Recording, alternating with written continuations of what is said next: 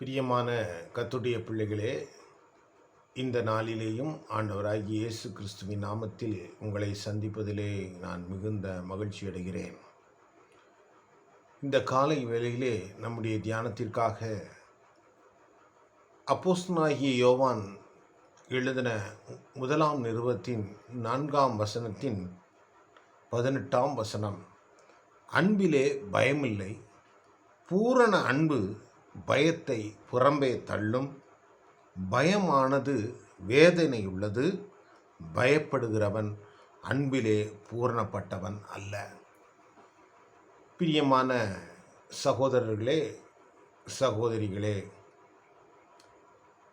இந்த பயத்தை குறித்து நாம் சிந்திப்பதற்கு முன்பாக என்னுடைய வாழ்க்கையில் நான் சில மாதங்களாக என்னுடைய வாழ்க்கையில் நடந்த ஒரு சில காரியங்களை உங்களிடத்தில் பகிர்ந்து கொள்ள ஆசைப்படுகிறேன்.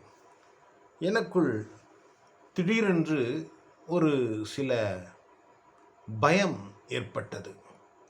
அந்த பயம் எப்படி இருந்தது என்று சொன்னால், எதிர்காலத்தை குறித்த ஒரு பயம், அதன் பின்பு நம்முடைய ஜீவன் போய்விடுமோ, என்னுடைய ஜீவன் போய்விடுமோ என்று சொல்லி ஒரு பயம் எதேர்ச்சையாக உண்டானது.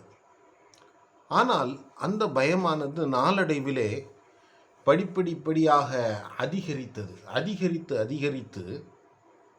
எதை குறித்தும் ஒரு பயம் என்னுடைய வாழ்க்கையிலே சூழ்ந்தது. எடுத்துக்காட்டுக்காக பார்ப்போம் என்று சொன்னால், நான் வாகனத்தை எடுத்துவிட்டு வெளியே செல்லும் பொழுது திரும்பி வருவேனா என்ற ஒரு பயம், படுக்கைக்கு செல்லும் பொழுது காலையில் எழுந்திருப்பேனா என்ற ஒரு பயம். இப்படி பயமானது என்னை தொடர்ந்து பற்றி பிடிக்க, ஆனால் ஆரம்பத்தில் எனக்கு ஒன்றும் தெரியவில்லை. நாளடைவிலே அது என்னை அதிகமாக வாட்டியது, அதிகமாக என்னை சஞ்சலப்படுத்தியது. நாளடைவிலே அதற்குள் என்னை இழுக்க தொடங்கியது. எதற்கெடுத்தாலும் பயம் பயம் பயம் என்று சொல்லி ஒரு மரண பயம் என்னை தொடர்ந்தது. நானும் ஏதோ ஜெபிப்பேன், ஆனால் என்னுடைய மனதில் இருந்த அந்த பயம் என்னை விட்டு அகலவில்லை. எப்படி ஒரு சுழல் தன்னகத்தே வருகிறதான பொருட்களை எப்படி உள்ளிழுக்கிறதோ, அதே போல் இந்த பயமானது என்னையும் கூட உள்ளிழுக்க தொடங்கியது.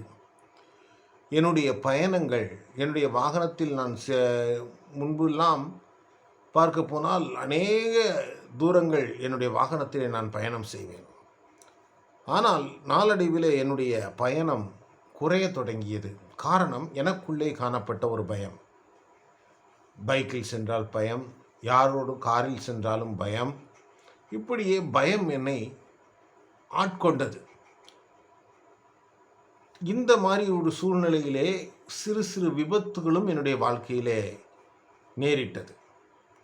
அப்பொழுதுதான் நான் உட்கார்ந்து சிந்தித்து பார்க்கும் பொழுது, என்னை பிடித்திருக்கிறதான அந்த பயம் என்னை எப்படியெல்லாம் ஆட்கொண்டிருக்கிறது என்பதை நான் உணர்ந்து கொள்ள ஆரம்பித்தேன்.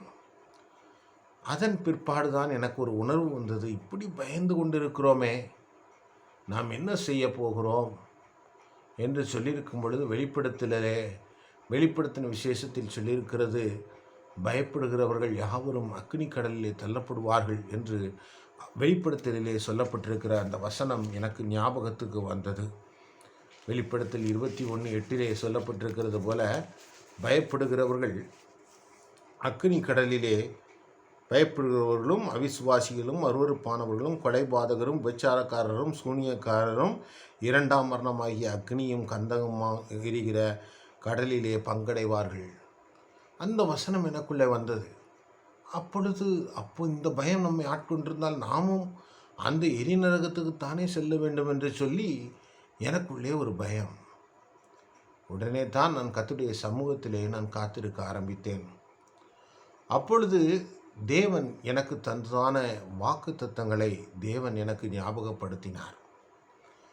அப்பொழுது நான் அந்த வாக்குத்தத்தங்களை பற்றி பிடித்து கொண்டு கர்த்தருடைய சமூகத்திலே நான் அறிக்கையிட்டேன். இந்த வாக்குத்தத்தத்தை தேவன் என்னுடைய வாழ்க்கையில் என்று நிறைவேற்றுகிறாரோ அப்பொழுதுதான் நான் இந்த பூமியிலிருந்து மாற்றப்படுவேன்.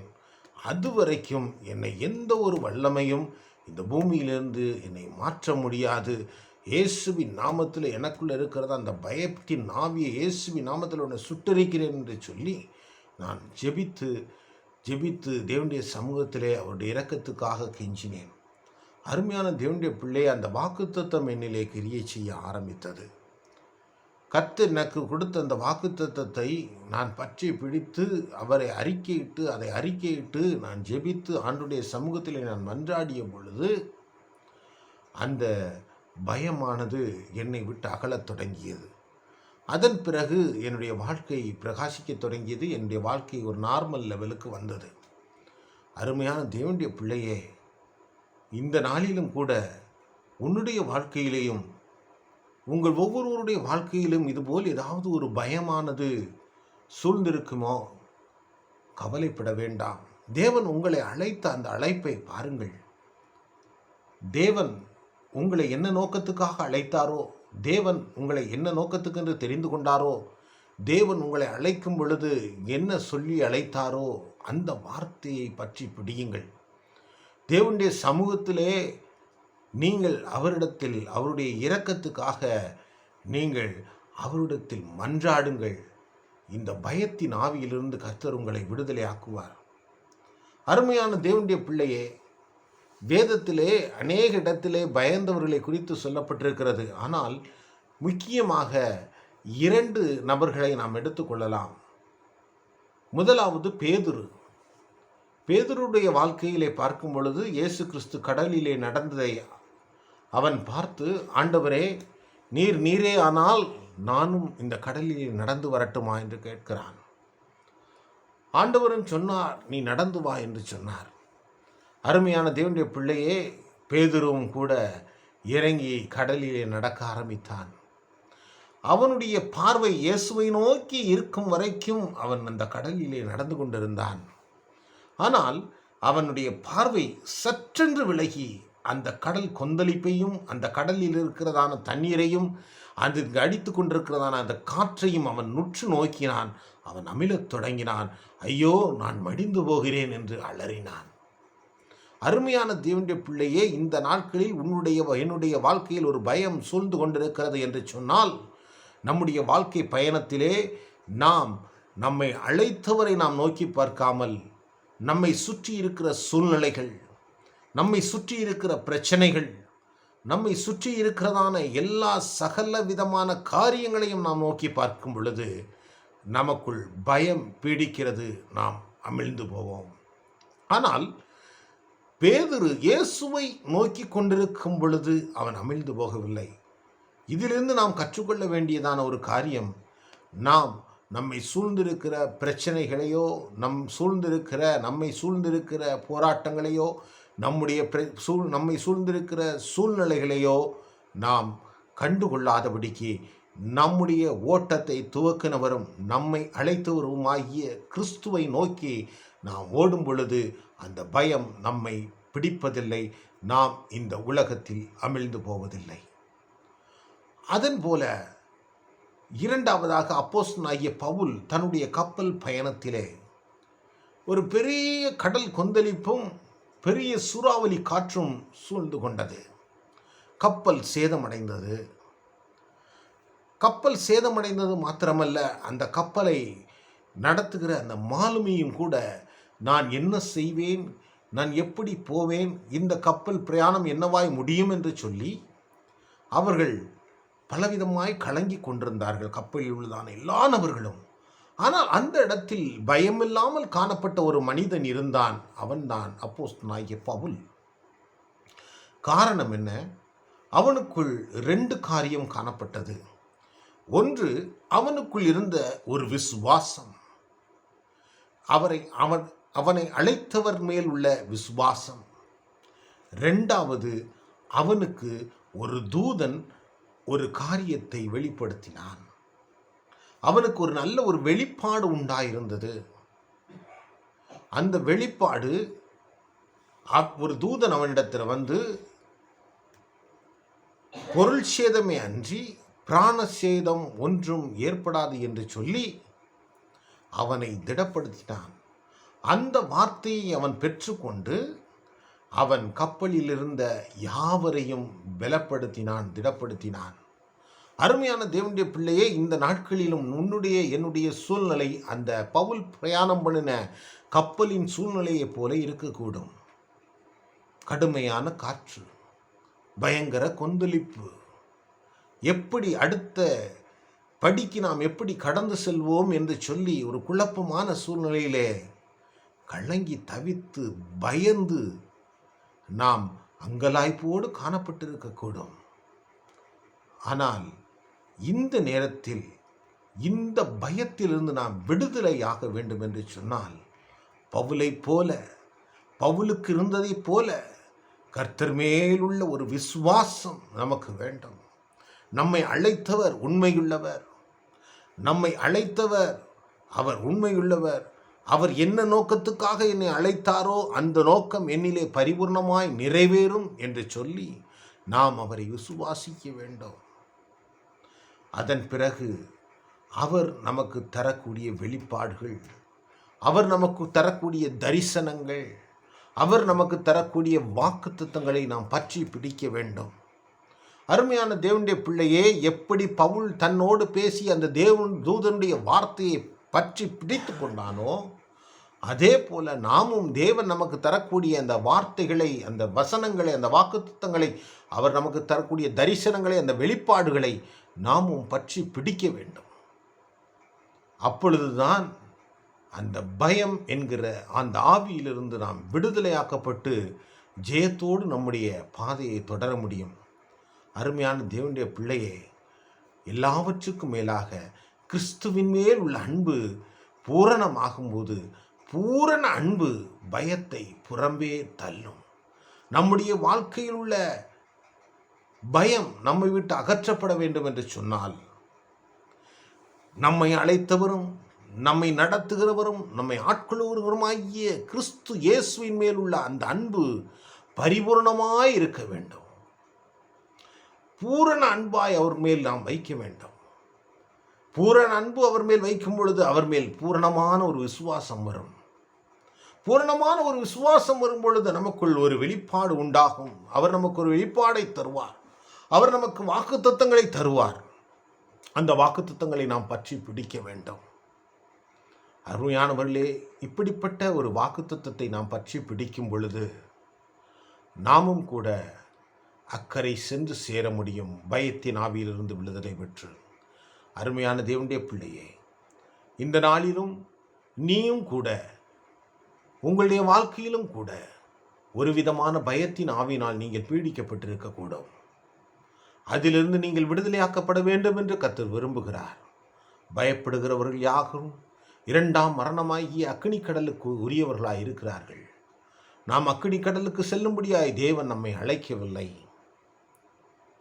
நாம் பரம கானானை அடைய தேவன் வாஞ்சிக்கிறார். ஆகவே நம்முடைய வாழ்க்கையில் அந்த பயத்தை புறம்பே தள்ளுவதற்காக பூரண அன்பை நம் கிறிஸ்து இயேசுவின் மேல் செலுத்துவோமாக. அருமையானவர்களே, எப்படி பேதுரு இயேசுவை நோக்கி அவன் அந்த அமிழ்ந்து போகிற நிலைமையிலிருந்து விடுவிக்கப்பட்டானோ அதே போல் நம்முடைய பார்வை கிறிஸ்து இயேசுவின் மேல் பதிக்கட்டும். கிறிஸ்து இயேசுவின் மேல் நம்முடைய பார்வை பதிக்கப்படும் பொழுது நாம் இந்த உலகத்தின் சூழ்நிலைகளை பார்க்க முடியாது. நாம் அந்த இடத்தில் வருகிற பயத்திலிருந்து விடுதலையாக்கப்பட முடியும். எத்தனையோ போராட்டங்கள், பிரச்சனைகள் வந்தாலும் நம்மை அழைத்தவர் மேல் உள்ள விசுவாசம் நமக்கு காணப்படுவோம் என்று சொன்னால் அந்த பயத்தின் ஆவி நமக்குள் கிரியை செய்ய முடியாது. அவர் நமக்கு தந்த வாக்குத்தத்தங்களை நாம் பற்றி பிடிப்போம் என்று சொன்னால், அவர் நமக்கு தந்த வெளிப்பாடுகள், தரிசனங்களை நாம் பற்றி பிடிப்போம் என்று சொன்னால் அந்த பயத்தின் வல்லமை நம்மை பற்றி பிடிக்க முடியாது. ஆகவே நம்முடைய ஆண்டவரிடத்தில், ஆண்டவரே என்னுடைய அழைப்பை உறுதிப்படுத்தி தாரும், ஆண்டவரே என்ன நோக்கத்துக்காய் நீர் என்னை அழைத்தீர், எனக்கு ஒரு வெளிப்படுத்தலை தாரும் ஆண்டவரே என்று சொல்லி அவரிடத்தில் கேட்க வேண்டும். நம்முடைய ஆண்டவர் வெளிப்பாடுகளை தருகிறதான தேவன். தானியேலுக்கு ஒரு வெளிப்பாடுதலை கொடுத்தார். நீ இன்னென்ன காரியங்களை எல்லாம் செய்து முடிப்பாய், நீ இன்னென்ன காரியங்கள் நான் செய்து முடித்து உன் வரிசையிலே நீ போய் மண்ணின் தூளிலே படுத்துக்கொள், உன் வரிசையிலே நீ உயிர்த்தெழுவாய் என்று அவனுடைய மொத்த வாழ்க்கையும் ஒரு ப்ளூ பிரிண்ட் எடுத்து அவனுக்கு கொடுத்து விட்டார். அவன் சமாதானமாக இளைப்பாறினான். அருமையான தேவனுடைய பிள்ளையே, உன்னுடைய வாழ்க்கையில் என்னென்ன காரியங்கள் எப்படி நிகழ்த்த வேண்டும் என்று சொல்லி தேவனிடத்தில் கேள். அவர் உனக்கு ஒரு ஆலோசனை கர்த்தராய் இருந்து சகல ஆலோசனைகளை அவர் உனக்கு நல்குவார். அவர் உன்மேல் கண்ணை வைத்து உனக்கு ஆலோசனை சொல்லி உன்னை எல்லா வழிகளிலும் எல்லா இக்கட்டுகளிலிருந்து விடுதலை ஆக்கி உன்னை நடத்தி அக்கறைக்கு கொண்டு சேர்க்க வல்லவராக இருக்கிறார். ஆகவே அந்த பயத்தின் ஆவிக்கு நீங்கள் உங்களை இடம் கொடுக்காதபடிக்கு அவர் மேல் உங்கள் கண்களை பதித்து அவர் மேல் விசுவாசமாய் இருந்து அவர் நமக்கு தந்த வாக்குத்தத்தங்களையும் வெளிப்பாடுகளையும் பற்றி பிடித்து அக்கறைக்கு கடந்து செல்வோம். கர்த்தர் நம்மை ஆசீர்வதிப்பாராக. கண்களை மூடுவோம், நாம் ஜெபம் பண்ணுவோம். அன்பின் ஆண்டவரே, இந்த அருமையான வேலைக்காக ஸ்தோத்திரிக்கிறோம், துதிக்கிறோம். கடந்த நாட்களெல்லாம் எங்களை கண்ணின் கருவழியைப் போல பாதுகாத்து இந்த புதிய நாளை எங்களுக்கு தந்தீர். ஆண்டவரே, இந்த நாளிலேயும் இந்த பயத்தின் வல்லமையினால் பிடிக்கப்பட்டிருக்கிறதான ஒவ்வொரு தேவனுடைய பிள்ளைகளுக்காக நாங்கள் ஜெபிக்கிறோம். ஆண்டவரே, இந்த பிள்ளைகள் அவர்களை ஆட்கொண்டிருக்கிறதான அந்த பயத்தின் வல்லமையிலிருந்து இவர்களுக்கு ஒரு விடுதலை நீர் கட்டளையிடும்படியாய் ஜெபிக்கிறோம். ஆண்டவரே கர்த்தாவே, நீர் இரக்கம் பாராட்டும். ஆண்டவரே, பேதுரு தன்னுடைய பார்வையை உம்மை விட்டு திருப்பி அந்த சூழ்நிலையின் மேல் வைத்த பொழுது அவன் அமிழ்ந்து போனானே. ஆண்டவரே, அவனை நீர் விடுதலை ஆக்கினீர். இதோ இந்த நாட்களிலும் எங்களுடைய வாழ்க்கையிலும் எங்களுடைய சூழ்நிலைகளை நாங்கள் பார்த்தோம். எங்களை சுற்றி இருக்கிற பிரச்சனை போராட்டங்களின் மேல் எங்களுடைய கண்களை வைத்தோம். அது நிமித்தமாக அந்த பயம் என்கிறதான் அந்த கடலிலே நாங்கள் அமிழ்ந்து போனோம். தேவரீர் அன்று பேதுருவை தூக்கி எடுத்தவர் இந்த நாட்களில் எங்களையும் தூக்கி எடுக்கும்படியாய் செபிக்கிறேன். ஆண்டவரே, நீர் இரக்கம் பாராட்டும். ஆண்டவரே, அன்று பவுலுக்கு இருந்ததான ஒரு விசுவாசத்தின் மூலமாக அவனை அந்த பயத்தின் ஆவி ஆட்கொள்ள முடியவில்லை. ஆண்டவரே, அப்படிப்பட்ட ஒரு விசுவாசத்தின் ஆவினால் எங்களை நிறைக்கும்படியாய் செபிக்கிறோம். ஆண்டவரே, பவுலுக்கு ஒரு நல்ல ஒரு வெளிப்பாடை கண்டீர். ஆண்டவரே, தூதனை கொண்டு பேசினீர். அதுபோல இந்த நாட்களில் எங்களோடும் கூட தூதனை கொண்டு பேசும். ஆண்டவரே, உம்முடைய வார்த்தையின் மூலமாய் பேசும். ஆண்டவரே, உம்முடைய வாக்குத்தத்தங்களை எங்களுக்கு தாரும். ஆண்டவரே, அதை நாங்கள் பற்றி பிடித்து இந்த பொல்லாத உலகத்திலிருந்து பயத்தின் வல்லமையிலிருந்து விடுதலையாக்கப்பட்டு அக்கறைக்கு கடந்து செல்ல ஆசீர்வதிக்கப்பட ஆண்டவரே, இந்த குடும்பங்களுக்கு எங்களுடைய குடும்பங்களுக்கு நாங்கள் ஆசீர்வாதமாக இருக்க, இந்த தேசத்துக்கு நாங்கள் ஆசீர்வாதமாக இருக்க எங்களுக்கு கிருபை பாராட்டும். நீரே பொறுப்படுத்திக்கொள்ளும், ஆசீர்வதியும். மாசற்ற வருகை நாளுக்கு தேவரீர் தகுதிப்படுத்தும். இயேசுவின் நாமத்தில் வேண்டுகிறோம் நல்ல பிதாவே, ஆமேன். அருமையானவர்களே, இந்த நாளிலும் கூட இந்த பயத்தின் ஆவியிலிருந்து நீங்கள் விடுதலையாக்கப்பட்டு ஒரு தெய்வீக கிருபையினால் நீங்கள் நிறைக்கப்பட்டு சந்தோஷமாய் வாழ கர்த்தர் உங்களுக்கு கிருபை செய்வாராக. ஆமேன்.